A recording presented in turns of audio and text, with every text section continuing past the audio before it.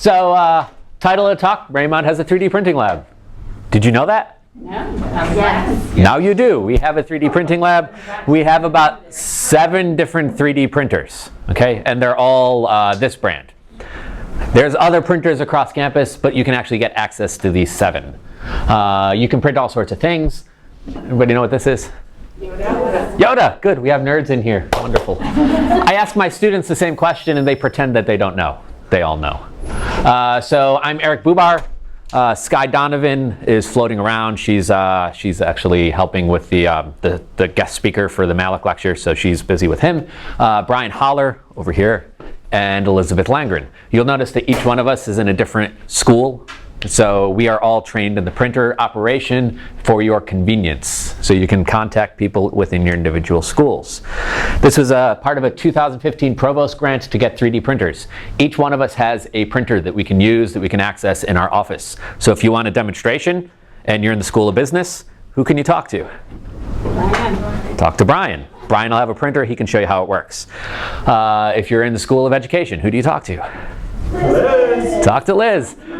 That is her printer. It really is her printer. Students can sign up for printer use, actually, and her printer is named her printer when students sign up for it. If you're in health professions, you can talk to Sky. If you're in arts and sciences or any of the schools, you can talk to me, just because I have the most experience with these printers, because I've been playing with them for a lot longer. Okay. So what do we have? The name of the printer that we have is the Printerbot Metal Simple. It won an award from something called Make Magazine for being the thin wallet win. Anybody guess what that means? Expensive. It means cheap. These printers are about $599. They're about $600. So they are very, very inexpensive for a 3D printer. They're also pretty rugged. Yeah. So this printer, actually this one right here, Liz didn't find this out till this morning. This morning. So I was printing something in my lab, and it was on a lab table. And then I left it to print overnight, and it kind of rattled, and the building kind of shook, and the table kind of shook. And I came in the next morning, and the printer was on the ground. Okay. The only thing that broke on it was a little rubber band that was on the bottom. It was about $6 to replace the piece. I replaced it myself, and now it's. Did you know it was broken? I did not know it was broken. Didn't even know it was broken. So you can sneak that by. Your students can break your printers and then you can fix them. The plastic we use is something called PLA plastic. It's polylactic acid. It's biodegradable. Comes on a spool. Does anybody play with Legos? I love Legos. It's basically Lego brick. Yeah. So you can build your own custom Legos. You're in my bedroom. Much cheaper. Much cheaper. Mine too. That's funny. Okay. You can get them in a variety of colors. We have red, we have purple, you'll see some prints, you'll see the variety of colors that we have. Currently we have 4 of these on campus. Liz has one in her office. I have 3 in my research lab. There are another 3 that are coming. So we have 7 printers. At some point we will have all of those, and you'll be able to access them. Okay? So what can you do with these kinds of printers? What are kind of projects you can try? You can print scale models. Okay, that's one of the most popular things. There's a website called Thingiverse. If you fall into the Thingiverse hole, be prepared to spend lots of hours Googling things on Thingiverse. There are tons of things. Little X-Wing fighters. Until I like Star Wars. Little Oscars. Miniature Oscars. You can print yourself awards, print yourself trophies. Brian, I believe we had him print anybody seen Guardians of the Galaxy? There's a little tree named Groot in that. Brian has a little baby Groot. So we print all sorts of fun things. Smaller scale printing only. We can only print things that are about 6 by 6 by 6. That's 6 inches. Okay. And you usually want to go smaller than that because prints can take a long time. So if you're trying to use this in your class, I don't think it's to the point where you can give each individual student an assignment and have them print their own individual piece. You'll probably want to assign them into groups. That will work best. With a class of about 20 students, I actually use the printers in my Discover class. 20 students, assign them into groups, about 7 groups of 3, and I can successfully print the objects that they design. Prints are likely to take several hours, and they might fail. So not good for a quick project. Don't think, oh, I can come in and I can do this project this one day. It's going to take a little bit longer. Student designs, if you have them design their own things, they might fail. They might not print successfully. They might have to redesign things. So there's a bit of a learning curve here. 3D printing, it's not plug and play. It's not a microwave that you can plug in and nuke your SpaghettiOs. Okay, it's a little bit of time tinkering and troubleshooting to get things up and running and get things working. Any questions that anybody has so far before we get to the fun stuff? There is fun stuff. So how do you get started? Okay, you can arrange a demonstration with your school rep. So you know the reps in your schools. If you don't want to talk to them, if you don't like them, if you don't like Brian because he's too good of a dresser, you come talk to me. I'm a horrible dresser. Step 2, visit 3D Printing at MU website. We have a website. Ooh. This is a website that is in progress. Yes, I want to continue. So this tells you all about 3D printing. Again, it gives you all of our names if you're interested in watching a 3D printer. There is one warning. Before attempting to use the 3D printer in your class, you want to make sure that one of us teaches you how to. There's some software that you want to install, and this kind of walks you through, this front page walks you through everything that you should look at and see if you're comfortable with. If you're not comfortable installing the software that you need to control the printer, you probably don't want to be using the printer in your class. It's not easy, but it's not hard if you're interested and engaged in actually learning the tech. So we have this home page that'll teach you how to use the printers. If you actually want to print, nice little faculty section, some of the realities, some of the costs that are involved. So that spool right there is about $30. You can get it on Amazon. It's not hard to get, but keep that in mind for the costs that you'll incur. One spool of plastic is probably enough for a couple of class projects. Okay. You need to be open-minded and willing to experiment, both your students and faculty. So students have to be accepting of failure. They might design something wonderful and it might not work, and they have to be okay with that. They aren't always okay with that. So this page will walk you through how to do 3D printing. Let's say you don't want to learn how to use the 3D printer, but you find an object that you want to have 3D printed that would be really useful in your class. Maybe you want some models for your class, depending on what you're teaching. We can accommodate that too. You can submit a print request. So you can go to this Google form and send me a file that you want me to print. Give me a little bit of advance notice, a couple weeks. It's not like the copy center. You can send them something to print, and Joey will print it up for you in like 10 minutes.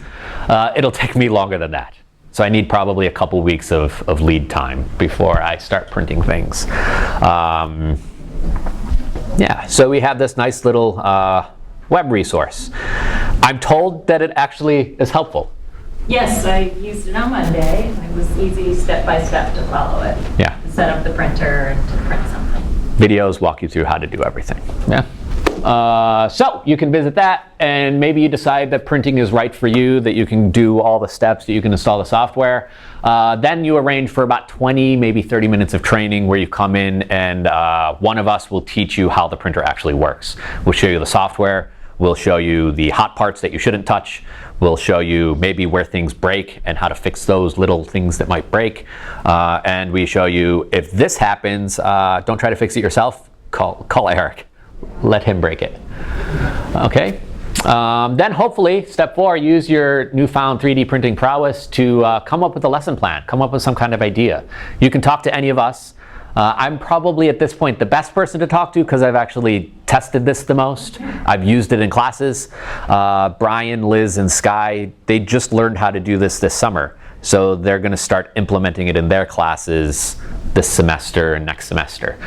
So for now, come to me. Eventually, you'll be able to come to them as well. And then you'll need to coordinate printer schedules with me for larger class projects. Like I said, we're going to have 7 printers, but they might be in different places. Maybe Brian's going to take his over to 4040. If we need it for a big class project, I need to let him know so I can get it back over here. Okay? Any questions? We're still good? Now the fun stuff. Now we show you sample prints. Things that you can do. These are all things that have been either printed on our printer or a similar printer to ours.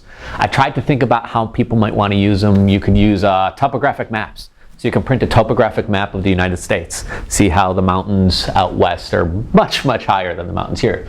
You can see this. Does anybody know what this is? Barb Kreutzer would know. It's the Chesapeake Bay watershed. Yeah? So you could print that out and have your students interact with that. I teach astronomy too, so I print these things. You know what this is?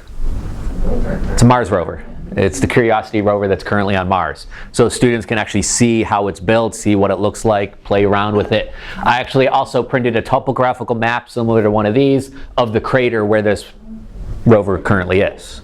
Yeah, very interesting things. The students love to see it and touch it. We have artwork that you can print. We have the Thinker.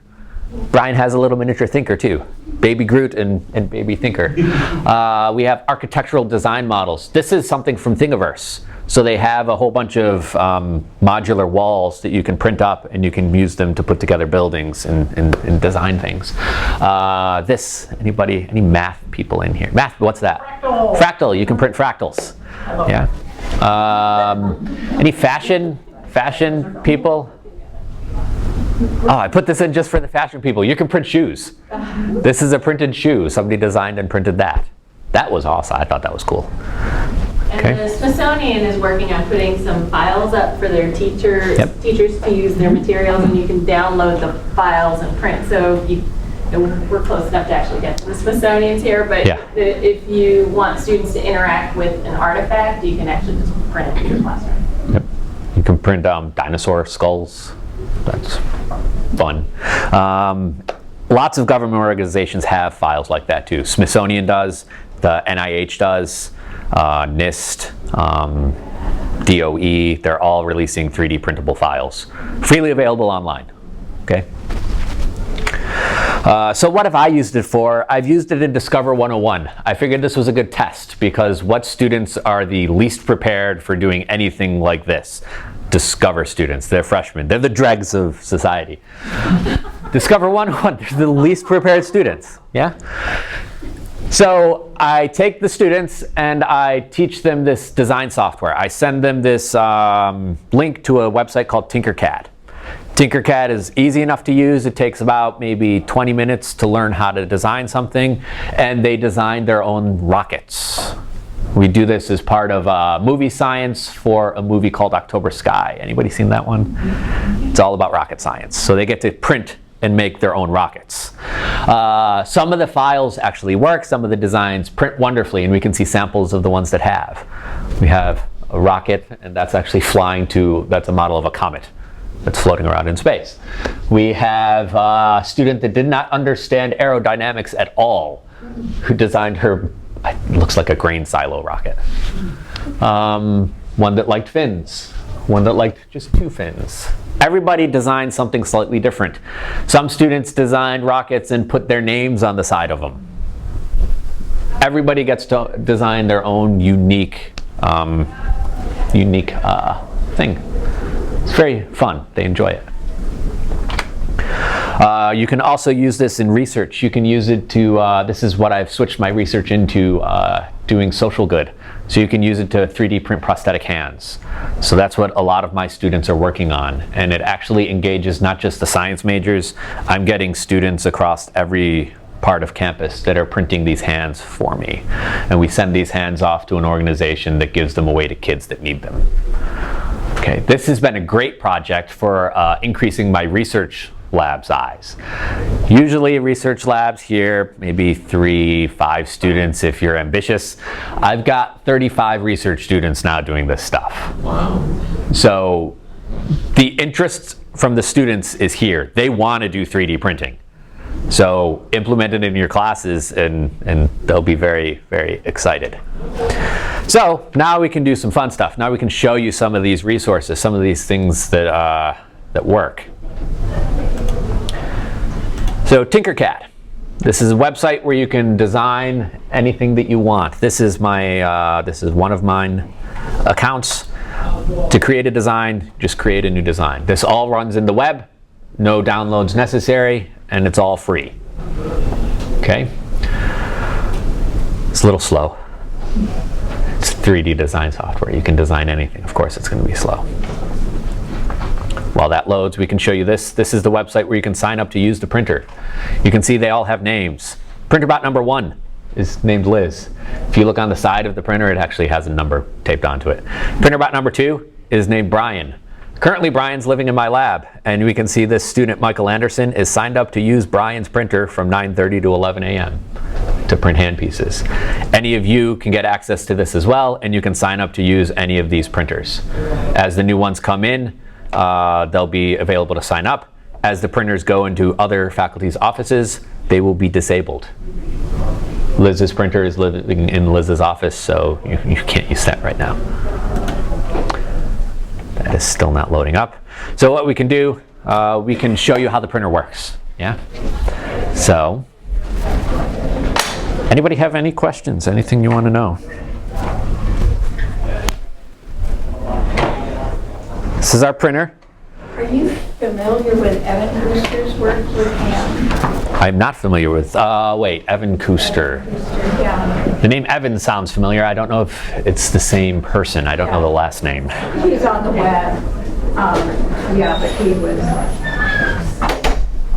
But he did some hands for one of his fellow students. Okay. I didn't even know that the thing extended. So what we'll do, we'll actually start a print so you can see how the printer works, and we'll let Liz start the print. I need a file. So yeah, do you have one on your laptop? Let's see if I still have. I do have my box. Yep, we can print a little box.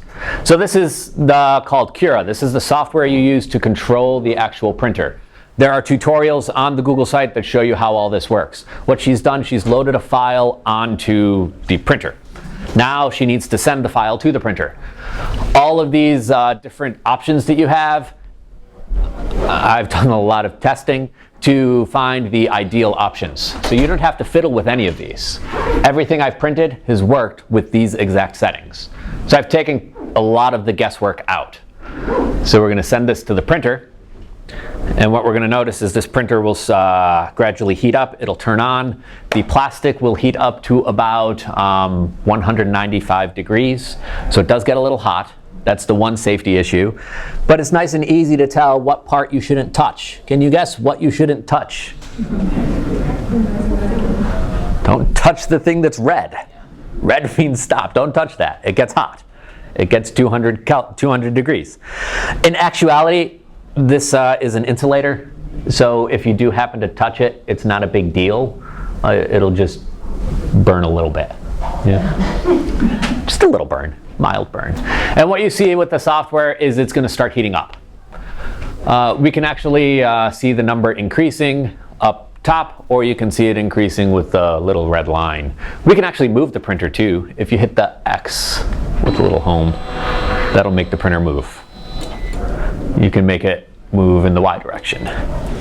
Those little homes send it to the same position. So it always starts at the same place. The amazing thing with the printer isn't so much the printer. This is very simple. It's the software that really amazes me, how easy it all works. So the printer, once it gets up to temperature, the plastic will come in. There's a little motor that feeds the plastic down through here. Has anybody ever used a hot glue gun? That's pretty much all this is. It's a fancy hot glue gun that moves around, and it lays layers of plastic on top of subsequent layers and builds up whatever shape you want. It can take a few minutes to heat up. There is blue printer's tape that you need to put on it to help the objects to stick. The plastic, you don't want it to fall off. The printer tape will hold it on there. And I kind of steal from the lab budget to buy the plastic and the blue printer's tape. So as long as all of you don't want to print stuff, probably don't have to pay out of your budgets to get stuff. I can probably sneak it through. Yeah? Any questions? Does the software allow you to adjust scale within there for an FPS scale? Yeah. Trying to look at it. Yeah. I don't know if we want to go back to Cura and show. You can click on it, yeah. Okay. So I'm going to stick behind here. You can. So if you click on the actual object, that brings up a menu down here these little guys. You can rotate it and you can scale and you can mirror. Scale is the most useful part. You can scale everything down so that you can actually print it on a smaller scale, smaller size. You could do like 0.5. Yeah, so that would shrink it down even more. It's usually locked so that it does uniform scaling as well. The nice thing about Cura, there's other softwares you can use. Cura actually gives you a time estimate of how long it will take to print something. Yeah, so this, since we scaled it down to half its size, it will take 1 minute. It would take 1 minute to actually print once it gets up to the temperature. So it gets up to the temperature, it holds steady there 195. for a little bit, make sure everything's sorted out, and then it'll start Do I doing need its to magic. position my Z? Nope. It'll reset everything all by itself. I was just going to ask, I mean, I know ID, we're looking at getting one out there for the ID students, but what about the educational students out at Reston? The educational students and the business students at Reston, where it makes it hard to come to this. Yeah, so for that purpose, we could probably... Anybody thought about Nope. integrating? Nope. I've been the only one. So nobody has thought about doing that.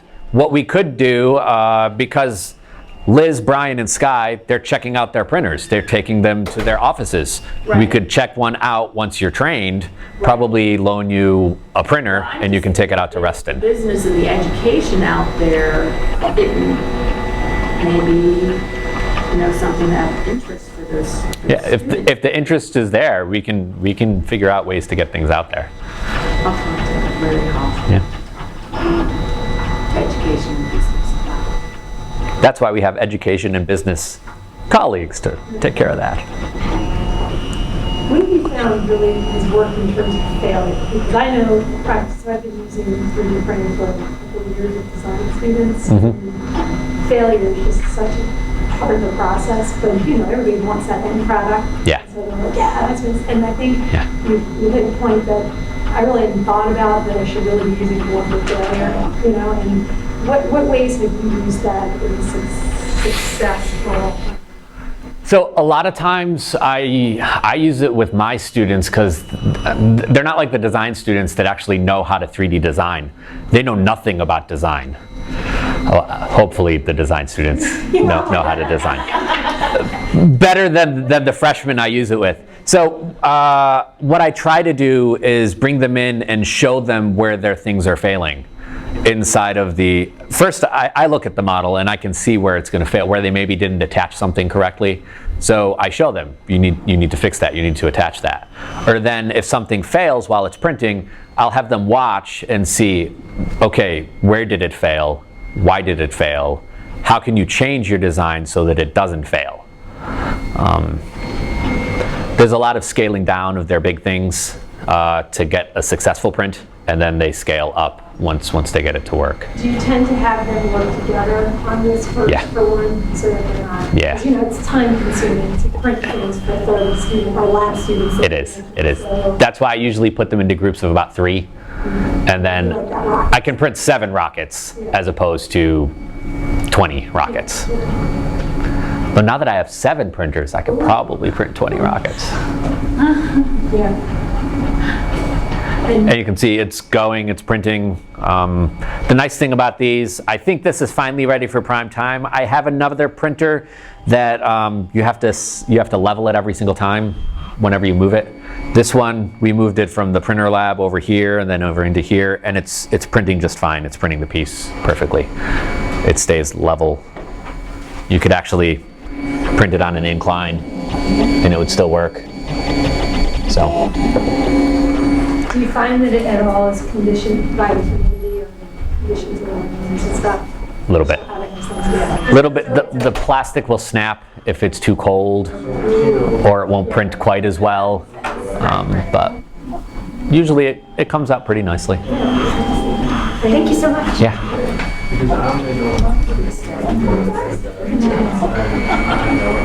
So do you think you'd be up for an event in the spring? I had to bring the whole lab here. We have companies that we tried to use, but we brought Fab Lab Baltimore. They brought the 50 printers here for design-a-thon that they had in spring. I wonder if we can our resources here. Yeah, because we actually have 10 teams that all 3D print the designs they've been working on for 2 days, and then they do a prototype. So we had things like, bracelets that were all, this to these innovative technology things, but they need something physical. Even just a part to help.